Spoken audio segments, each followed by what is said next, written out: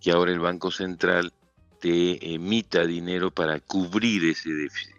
Y entonces, ¿qué queda para cubrir el déficit? Bueno, lo ideal sería no tener déficit, evidentemente. Planifica, invierte, ahorra, cuida tu bolsillo. Es momento de escuchar a Guido Penano en Economía Popular. Hola Guido, ¿qué tal? Buenos días. Buenos días, ¿cómo estás? Buen sábado. Buen sábado, Guido. Guido, yo en días anteriores leía una información económica preocupante. Que Exitosa. estamos en una situación de déficit fiscal, que hay una situación que no nos está favoreciendo a pesar de la proyección de crecimiento económico que tenemos aquí en el país. Pero si nos explicas con manzanitas para entender una pedagogía económica, ¿a qué nos referimos con un déficit fiscal? Y esto cómo podría repercutir, sobre todo, Guido, a nivel de perspectiva de inversión privada que necesitamos en el país. Bueno, con mucho gusto. Mira, el déficit fiscal no es otra cosa que la diferencia entre lo que el Estado gana, recibe de los aportes tributarios de todas las empresas y de todos los ciudadanos y lo que gasta.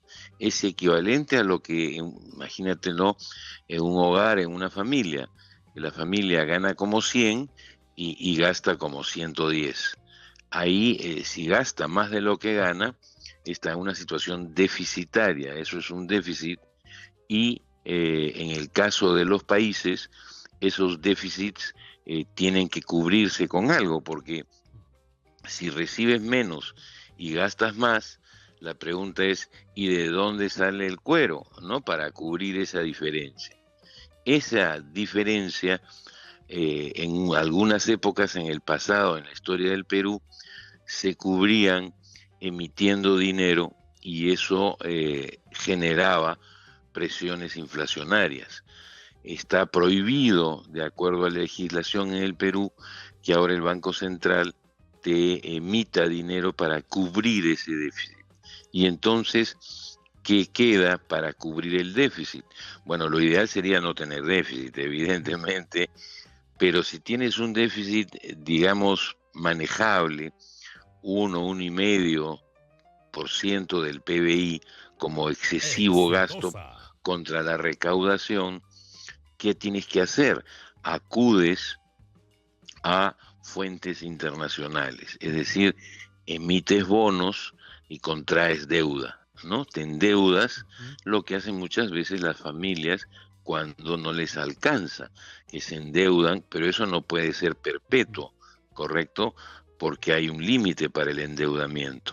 Y entonces, evidentemente, ahí viene el punto de tu pregunta, que es que si un país tiene un déficit muy grande, tiene que estarse endeudando continuamente.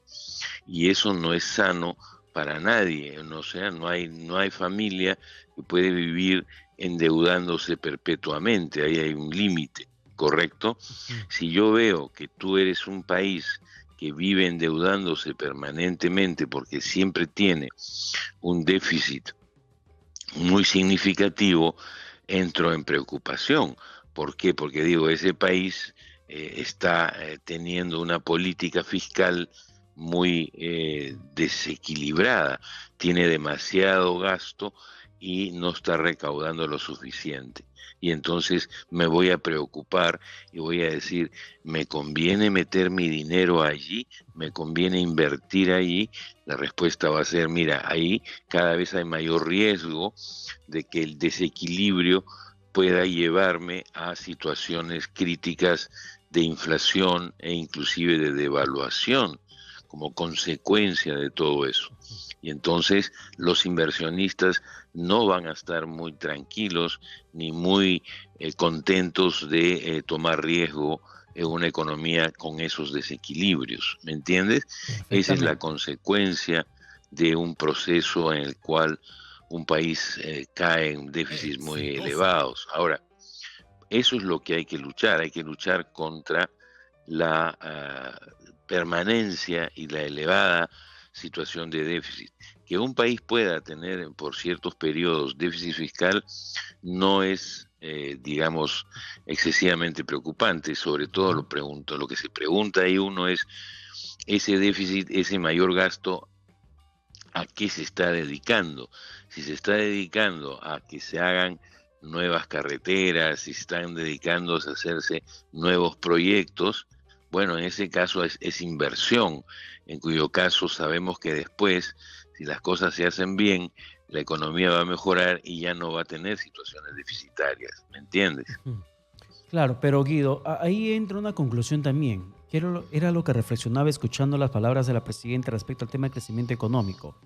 Que el crecimiento económico, me decía yo, mientras escuchaba a la presidenta, no se dice, no se predica. El crecimiento económico se vive, se palpa, se siente. Cuando vas a la calle, tienes más trabajo, mejor condición remunerativa, mejor calidad de vida. Ahí se siente el crecimiento económico. Pero si hablamos de déficit, que en concreto estamos registrando en el país, y el gobierno dice hay crecimiento, recuperación, que todo va bien y que no tenemos piedras, hay una contradicción. ¿Cómo se da este escenario? De un déficit fiscal, pero al mismo tiempo de un crecimiento económico, como nos pinta el gobierno. Bueno, puedes tener las dos circunstancias. Puedes tener un crecimiento económico. Se prevé que este año, por ejemplo, el Perú va a tener un crecimiento alrededor de 3%. Ahora comienza a generarse dudas porque la situación política se está deteriorando rápidamente con el tema del paro y el mal manejo que está haciendo el Estado del tema violencia y corrupción, de delincuencia. Pero sí, efectivamente, el Perú en este momento, los últimos meses, hemos tenido un déficit que está bordeando el 4% del PBI. O sea, en el corto plazo puedes tener esas circunstancias. Lo que es arriesgado es tenerlo en forma permanente. Eso es insostenible. Esa es la diferencia. O sea, tú puedes estar gastando, mira, imagínate una familia que gasta más de lo que gana y eso lo invierte en, imagínate que lo invierta bien, en mejorar su vivienda, en hacer un cuarto más que de repente lo puede usar para alquilar y generar mayores ingresos más adelante. Eso no estaría mal como endeudamiento y tendrías un crecimiento porque ahora la cantidad de metros cuadrados que tiene su casa, ¿no? Ha hecho un departamentito más en el tercer piso. Pero, digamos, no puede ser sostenido eso en el tiempo. Ese es el punto central. Bien, Guido, gracias por la comunicación alcanzada, Guido. Buen fin de semana para ti. Igual para ustedes. Bien, muchísimas gracias.